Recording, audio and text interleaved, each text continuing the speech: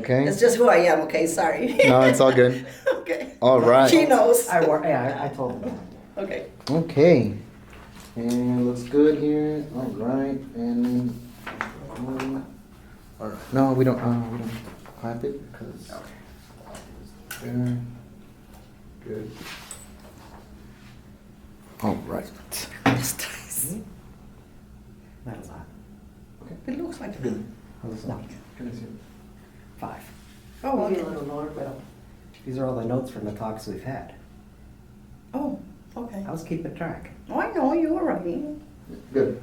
Besides, you know me for years. All right. I didn't know this story. No, you never asked. I didn't ask. I know. All right. Okay, go ahead. Okay. So I'm here with Raíces Latinas Agriculture in McHenry County, and we are capturing an oral history. I will start by asking your name. My name is San Juanita Salinas Galarza, but I am known in my community as Janie Galarza. Okay. And Janie, do you prefer that I call you Janie? Yes. Okay. Where were you born? Where did you grow up? I was born in Eagle Pass, Texas on July 2nd, 1962, and raised in the state of Texas. Didn't know Illinois existed until the 1980s. Okay. Did you grow up in Eagle Pass?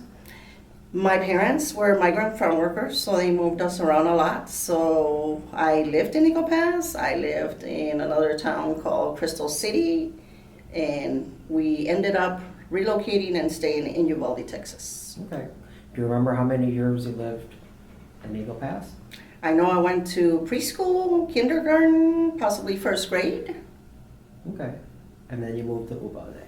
I know that in 1974 we were in Uvalde just because I ran into an old school record of my younger brother. So, Okay. Do you have brothers and sisters? yes, I have 3 brothers and a sister. They're all younger than me. I'm the oldest of 5. Okay. What are their names? My next to me brother is Arturo. He's a year younger than me. And then he's followed by Miguel Salinas, who's 2 years younger. And then my sister Josie is 2 years younger than him, or a year actually younger than him. And then my youngest brother Salvador, who is 2 years younger than Josie. So my mom had us like 1 year difference, 2 years, 1, 2. Okay. And what are your parents' names? My father was Arturo Salinas de la Rosa, and he was born in Piedras Negras, Coahuila. My mom's Josefina Ortiz de Salinas. She was born in Allende, Coahuila. Okay. As far as you remember, what brought your parents from Mexico to Eagle Pass? Because you said you were born in Eagle Right. Pass. My father was brought contractually to work as a labrador, is what I found in one of his old permisos. So he was a labor worker that was contracted and brought over, and what you would now know as bracero. And he had a permit to come and work, and he would come, go back, come, go back, and then we finally ended up being brought over. I know that one of my aunts lived in Eagle Pass, so that's where we basically came to. I know I started school there with her. She was the one putting me in the school bus with my cousins. Okay.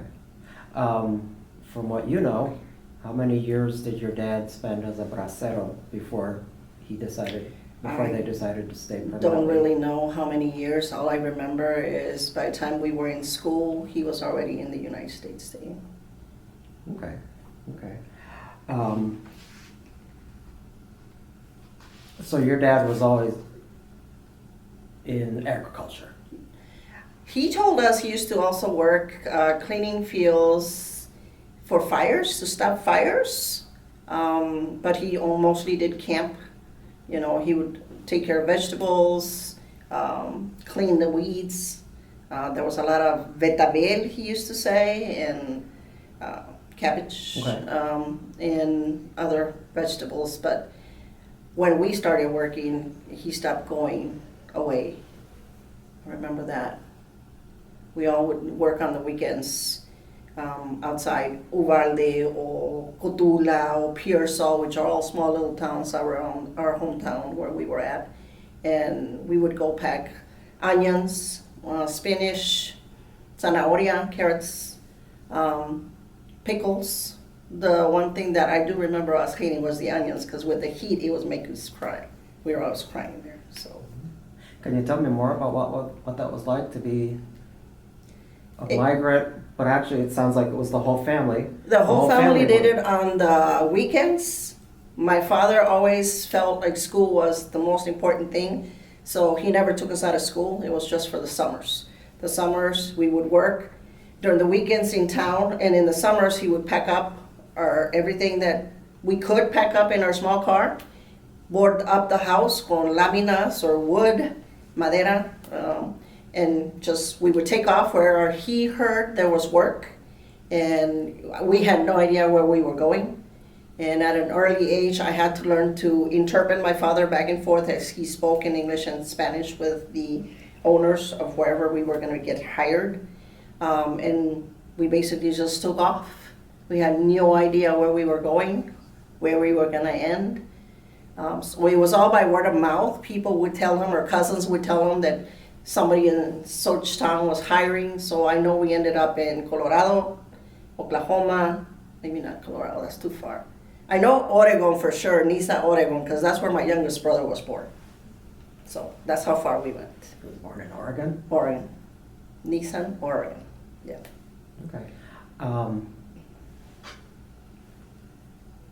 What was that like for you growing up? What did you like the summers? Did you not like the summers? We hated it. Everybody went on vacations except us. Our vacation was pack up your gear, get yourself in what we describe as sardine can, and drive. We had no idea where we were going. But when we were there, the thing that made it worthwhile, if you want to call it that, was that we were all together. We were working together. So Mom was in one end of the field, Dad was in the other, all five of us in the middle. The two youngest did not work, which was Josie and Sal, Josefina and Salvador, but we called them Josie and Sal. And they would just entertain us during our lunch breaks. And we were all working together. We had a small little portable radio. I remember it very vividly, red and white, and my brothers and I took turns picking what kind of music we played. Dad was on one end singing along if I picked Mexican music, because we grew up listening to music. You know, so we would all work just cleaning, and it was fun, but at the same time we hated it because we were there by sunup until sundown. That was going to be my question. Yeah, we hated that. We were tired, and we would do it all over again every single day till the summer was over. No days off? The only day that we recall having off was Sundays, because the owners did not work. They did not want us working on Sundays. So that was the day for us to do laundry, for us to go shopping for groceries, and the biggest treat was going out and having hamburgers. In one of the pictures that I brought for you, we're sitting outside in one of the blue station wagon at a park. So we would sit there and just eat a hamburger and a pop, just together, spending time together. From what you can remember, how long would you stay at one location? Was it? Until the job was done. So it could be done 2 months, could be done in 1. It depended on how many other families they had. If we were the only family, that was working, that could take 2-3 months. It depended how fast we worked. Okay. Did you guys have to kind of bring along your own housing, or was housing provided? No, How did that work? Housing was provided by every single owner. We had no idea what kind of living arrangements we had. I remember one day we had nothing other than the room, which could have been as big as this room. There was no stove. Bathrooms were outside. Showers were outside. There were other homes around as well. And my mom repeatedly says that was the worst one ever, because there was a window where my father was outside right by the window with a fire, and my mom was making homemade tortillas, giving them over the window to my dad so he could cook them outside. Good question, sorry. Did you get that? Yeah. Yeah, the phone drop. Also, It comes and it goes. I don't know if it really look like right now. Is it my microphone? Yeah, no, it's not you, it's the. Oh, No, that's fine. That's fine, okay. That's fine. No. Repeat the one more question again, because the phone dropped and we heard it. your question was, where did we know where we were going? Yeah. And a place to stay. Right, what was, yeah, because I had asked, did you guys have to bring your own housing? Housing. Well, how was the housing figured out? You know, the owner basically provided us a shelter, if that's what you want to call it, where we would be staying, as well as other families nearby sometimes. And I know that it was an empty room sometimes. We slept on the floor on blankets. There was bathrooms outside. The most accommodating, I was gonna say, what Living was the sit- nicest place you had? yeah, that was Twin Garden Farms, because we had our own room there with the kitchen. You know, the bathrooms again were outside, and they were shared with the other residents there too. So we all took turns at the shower and using the bathrooms. But there were like 10 stalls, I believe, on one side and 10 on the other, if I'm not mistaken. There were Okay. 10 or 12. Okay, well, we're getting to Twin Gardens.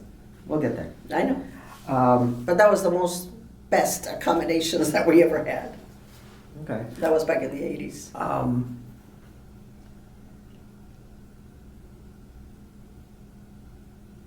Did being gone as a kid, did being gone for the summer, did that cause problems with friendships? I mean, it sounds like your family was tight, but you'd be gone all summer. Did that? I don't recall any friends until high school years, and very limited because we were never around.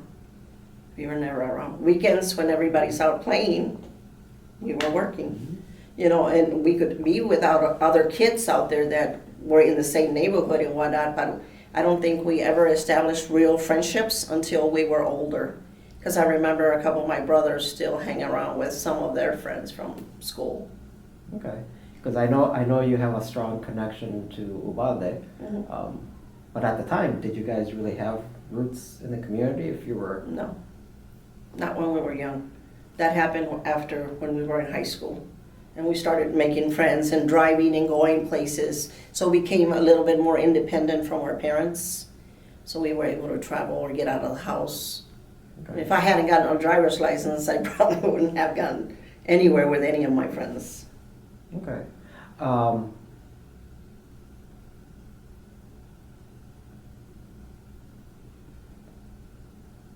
Was the work enough to support the family? Yes. Everybody kept teasing my father that he probably had a ton of money hidden in sacks or under the walls or on the floor because there was 5 of us kids and 2 adults, so that was a total of 7 people working.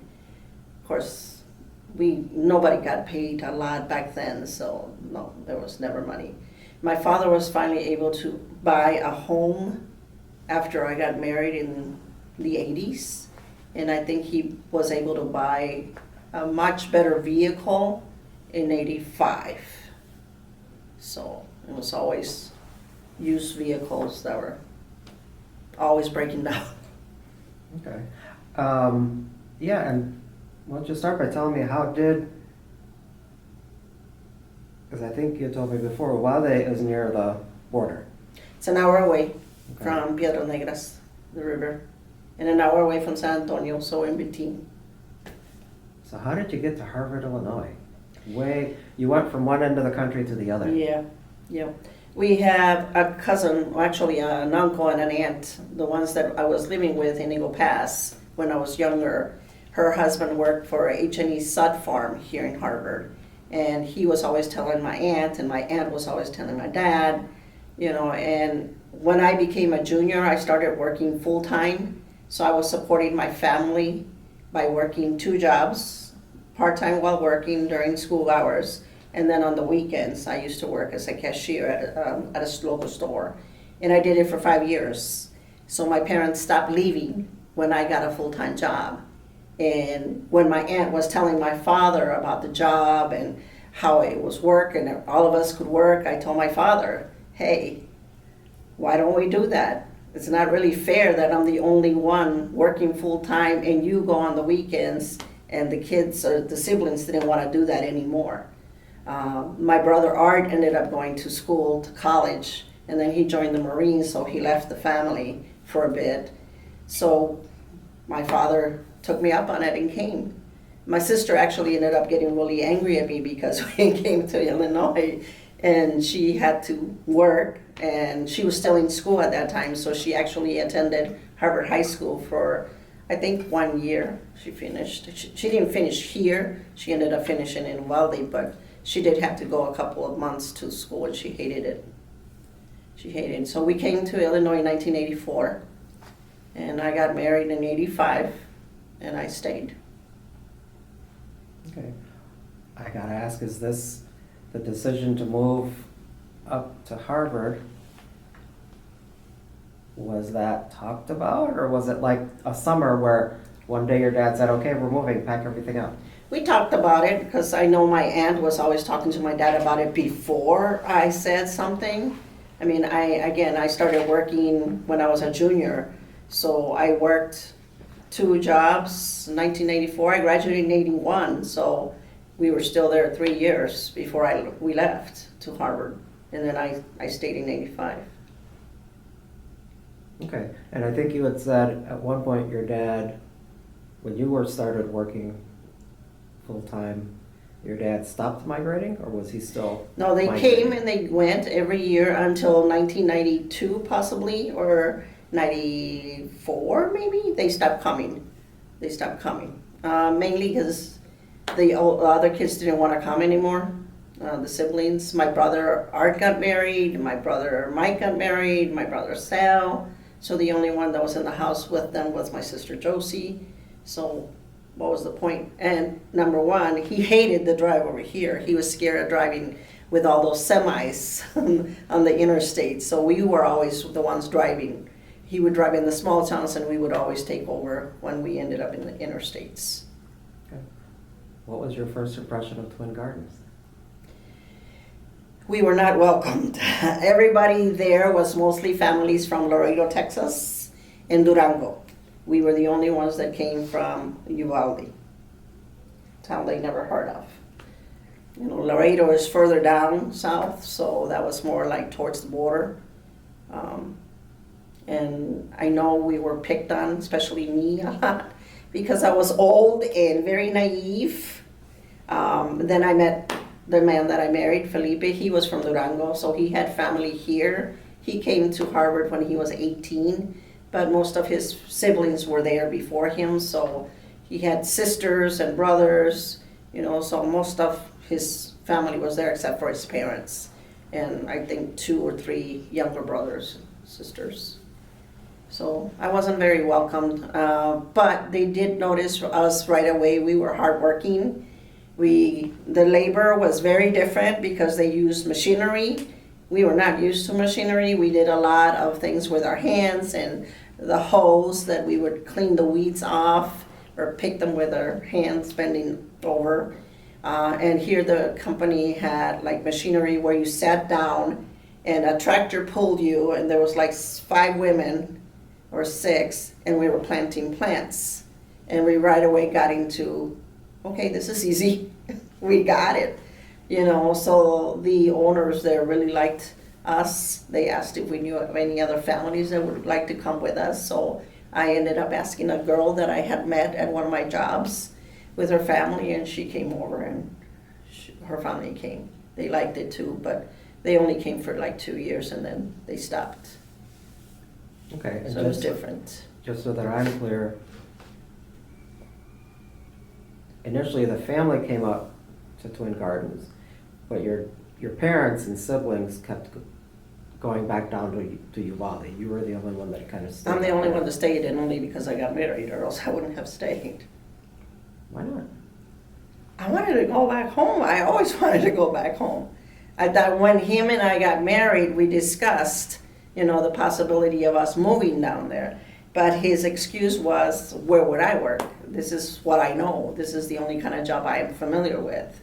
So he didn't want to go. And as a Catholic, born and raised, a traditional Hispanic Latina woman, I had to follow my husband, so I stayed. Okay, was that hard to see your family come and go every year? Yes, because I knew that they're gonna leave and I was gonna have to stay. It was hard. Because I'm guessing they would come up for the summers and then go back. The job basically consisted from April when they started the planting, so we would work from April until October. And then they would leave without me. And I started going down there for like Christmas, the holidays when, we had breaks off, especially after the kids were born.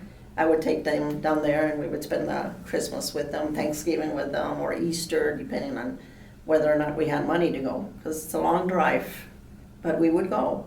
And then we started going to Durango, where I met Felipe's family, and they met the kids. And then his mom started coming over, so we stopped going. He's continued to go, but we stopped because we already knew everybody and everybody knew us. Yeah.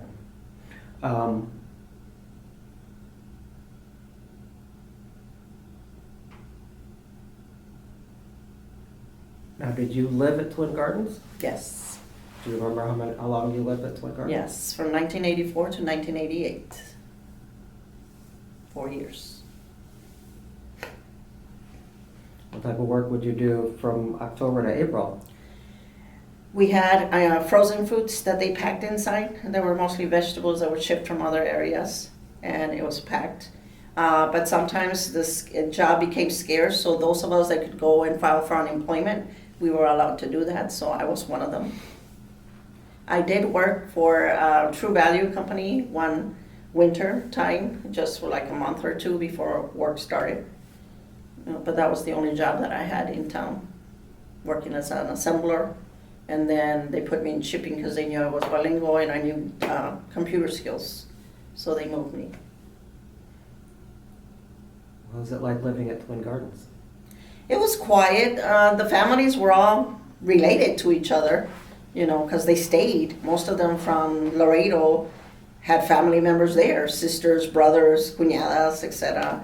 Felipe's family were all there, so everybody knew each other. There were just a couple of families that didn't belong to a family circle there, but very few. So there was a lot of parties. They would do pachangas every weekend, barbecues, carne asada. They would play baseball out in the field, or in the summers, one of the owners had like a lake that they could go and swim there and get together there.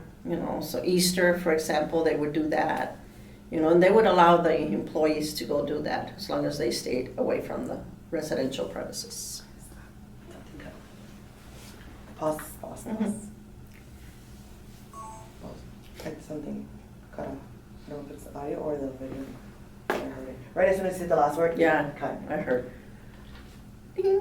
Mm-hmm. It's a nice video. Yeah, we're gonna switch batteries because this one's bad. Good, everything else is looking good. It's very. Switch these batteries real quick. Doble A? Yep. What are you drinking? It's just water. Oh, okay. I'm like, Wait. Water like- bottle. like a beat thing, like you're drinking like an energy drink or what? Yes. I don't even know where I found this. I think it was my I daughter. don't know if it was cold. She's a Small. bit, she's flashier than I am. It's not flashy, that's why I was wondering. I couldn't see the name other than the logo on the bottom there. You might have it. Won't move. Okay. Do I change battery or 60% for this camera? I should look at it. We're good, right? I think we're good with 60-60. Would you stop the other one? No, Yeah. still recording. They still. Where's your phone? Why do you have it out in your lap? Put it by your water. Okay, we're We're good. such a try keep track Good. of time. But, The sound?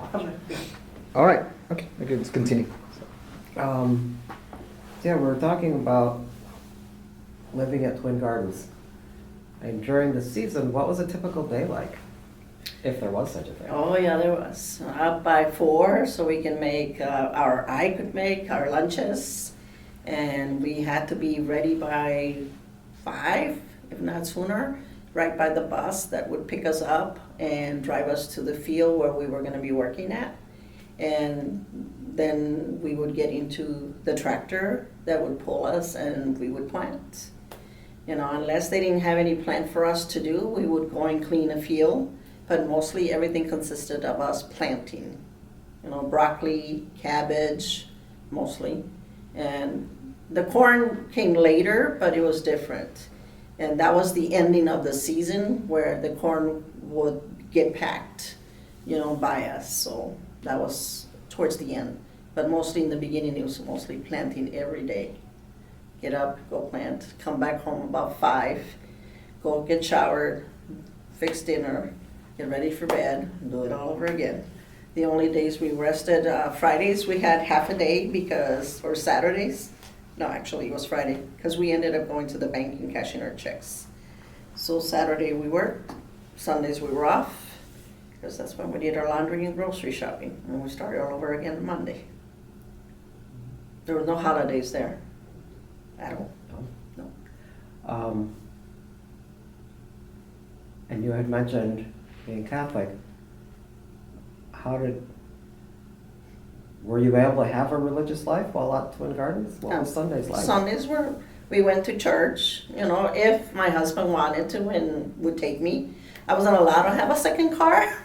My car ended up staying in Uvalde and my brother ended up using that when I got married. So if he didn't drive me, I couldn't go. If his family didn't invite him, then he wouldn't make a fuss about us having to go anywhere.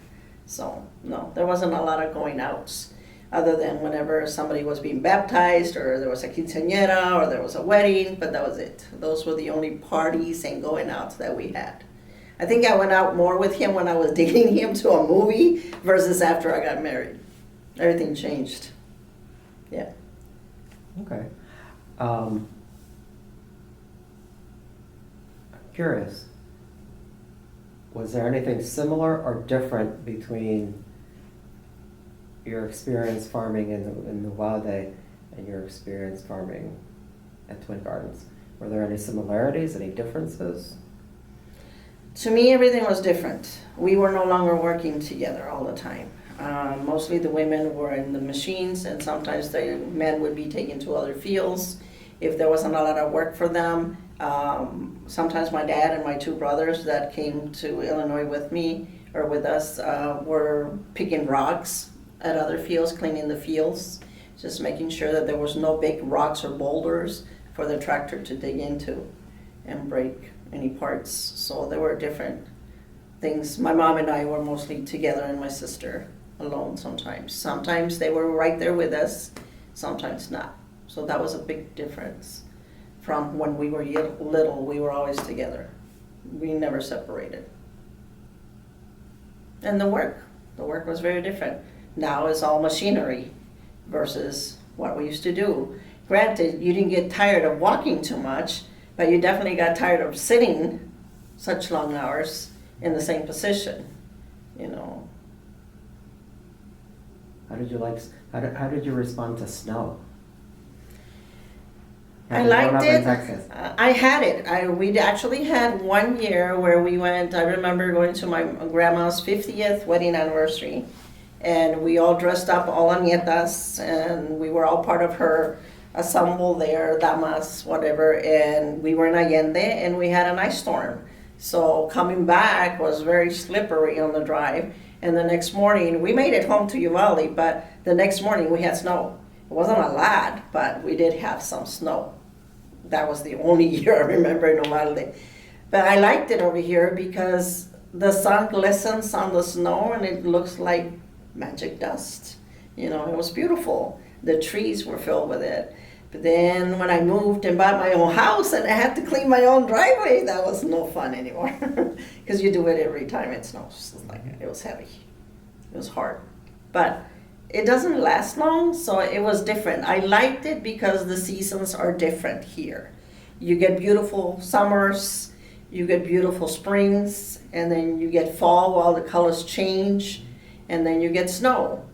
So every season is different in Illinois versus Texas. It's always dry, it's green, yes, but only if we get enough rain to get greenery to change colors. Did the different seasons make farming easier or harder, in your opinion? Easier in Illinois. Easier because apparently, depending on how much snow you get, the dirt is moist enough, is what I learned. And there's a lot of nutrients within the dirt and whatnot. And so we learned a lot of how the land is kept here versus in Texas. In Texas, you have those big, long agricultural things watering, and if it's a drought, you can't, because it dries everything up right away. So you're just wasting water versus here. Now, once you got married and started having your family, were you still living at Twin Gardens? Up to 1988. How did that work? Getting married and having kids while still Well, living on the farm? I had the bus pick up my son when he was in school, and I would go to work. We had one of my sister-in-laws was pregnant at one time, so she babysat while I worked. And then one of the other families had their mother babysit a couple of kids. And then at one point, my mother-in-law came and she helped babysit. By the time she came, my daughter was born, so I would bring my two kids to Twin Gardens where she would take care of them while I worked. But by that, I think by 1988, my ex-husband started working for a company that the Illinois Migrant Council helped us get, and I started working at the Illinois Migrant Council. And then through the Illinois Migrant Council, I met a man who was helping migrant workers, establish getting the first residency or residence. So the first home buyer program that was coming along, and I applied and we qualified to buy our own home. So I ended up getting our first home through that program. Okay. And you had said before that on the farm there were no holidays. While we worked, no. On the farm, was there maternity leave? No. Again, that's all I'm curious. You don't work. How did that work? You can't work. As soon as I was able to come back, I was asked to come back to work. So I didn't work while I was pregnant because my husband didn't want me to work. I worked up to a certain time during my pregnancy, and then afterwards, while I was taking care of my child, I thought I was going to get to stay home and be a stay-at-home mom. And my brother-in-law, one of my brother-in-laws had a young niece, so I started babysitting her and putting her in the bus. And the owner told my ex-husband that I needed to get back to work because they needed me. So I'm like, okay, I went back to work. Yeah, I think you had told me once the saying was, if you're living here, you're working here. Yeah, that was his thing. Nobody was there for free, so we had to work. Unless we had a medical condition that prevented it. Okay. You gotta remember, they were giving us free home.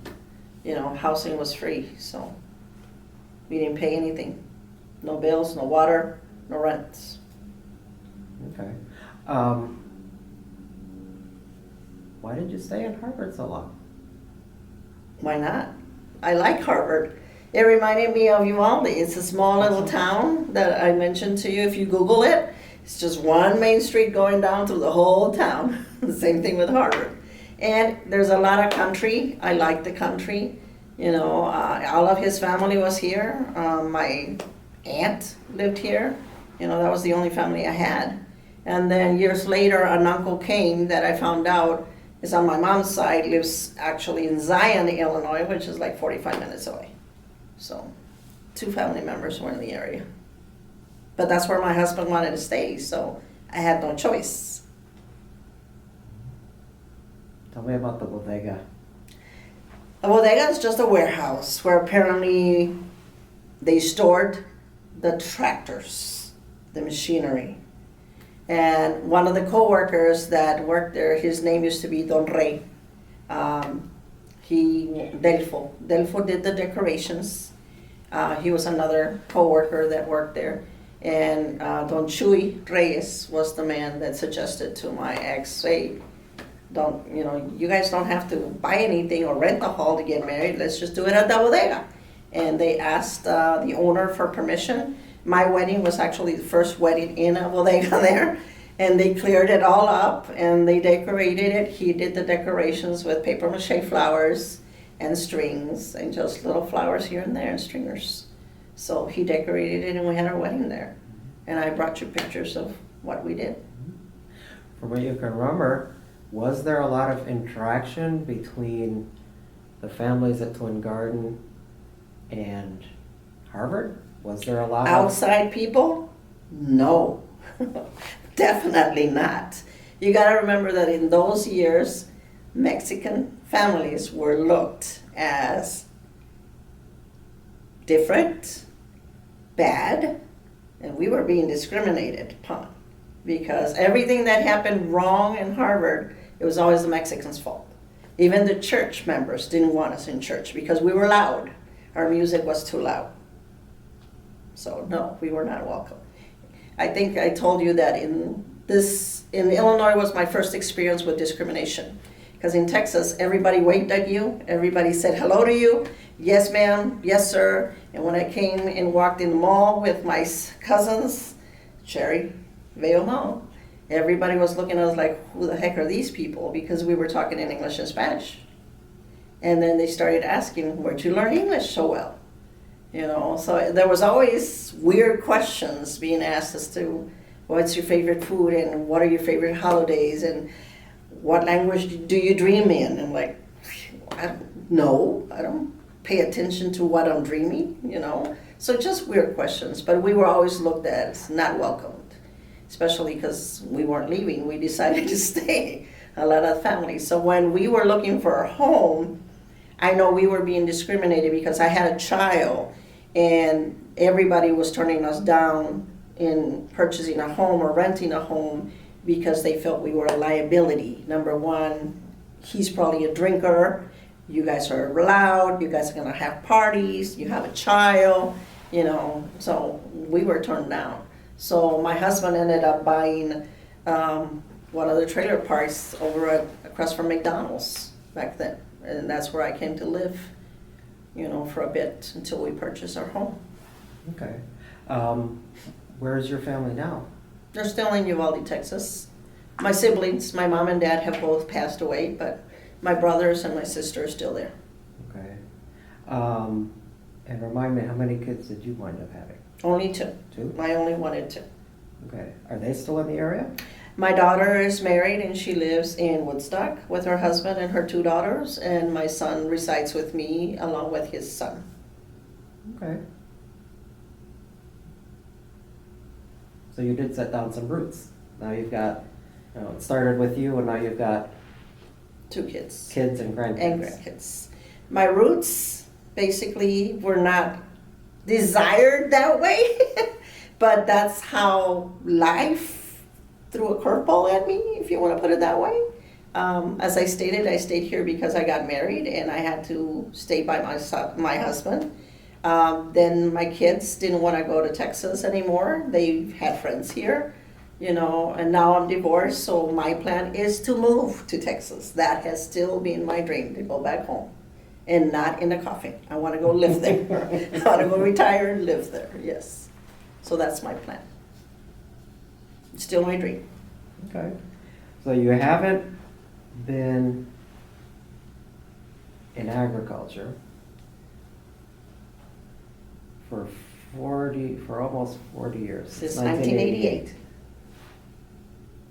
At this point in your life, what do you take away? What do you carry with you from those experiences, either as a migrant or working at Twin Gardens? What do you carry from those experiences? I hated it when I was living that kind of life, but now it's the best years of my life because my family was with me. We were all together. We were all working in unison, and I think we were more close then than we are now as adults, because now we all have our own lives. We all have our own issues, you know, and that's life. Everybody knows that. But that was not the way we were raised. My father always tried to keep us together. So every time I would travel to Texas, everybody got together.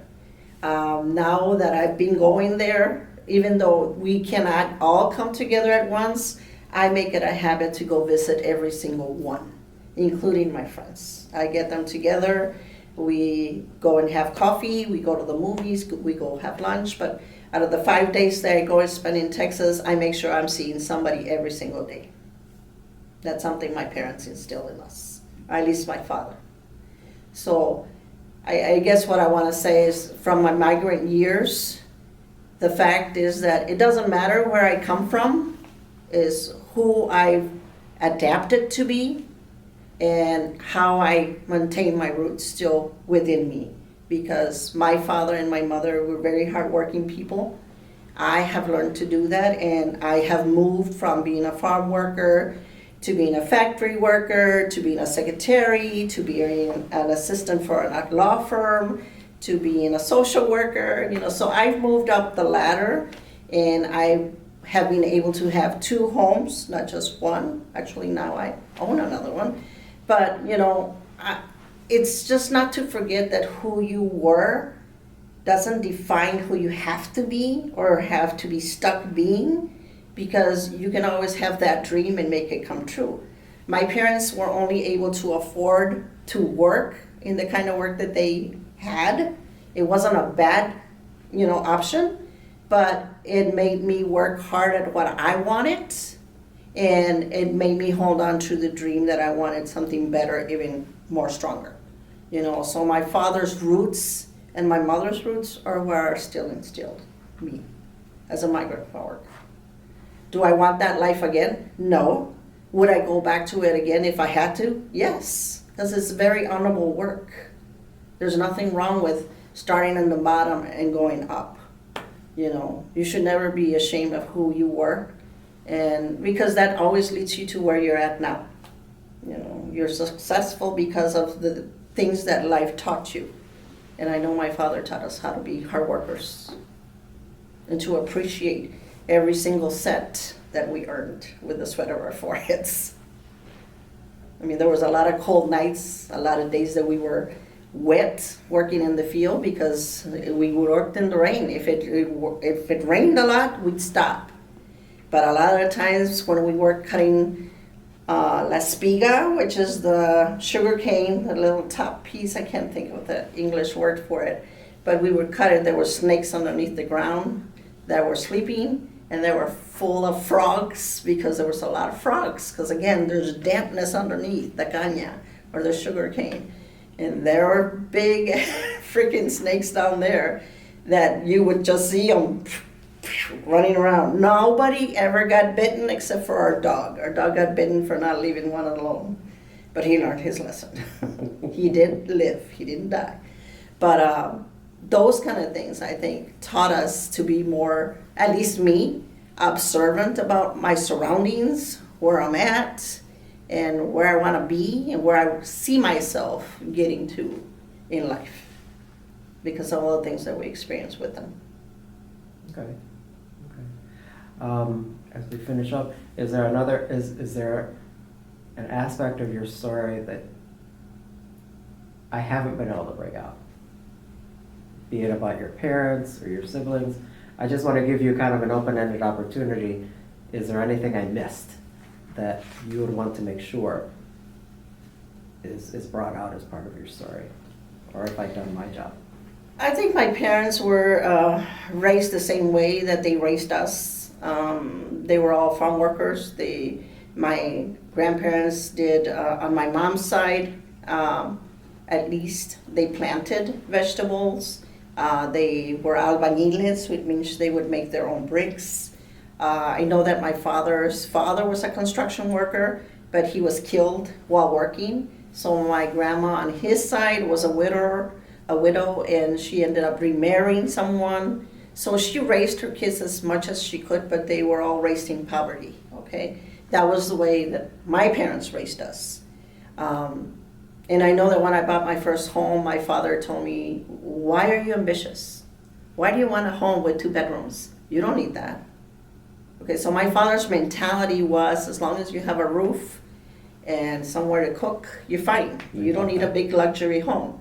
To him, a home with 2 bedrooms was luxury.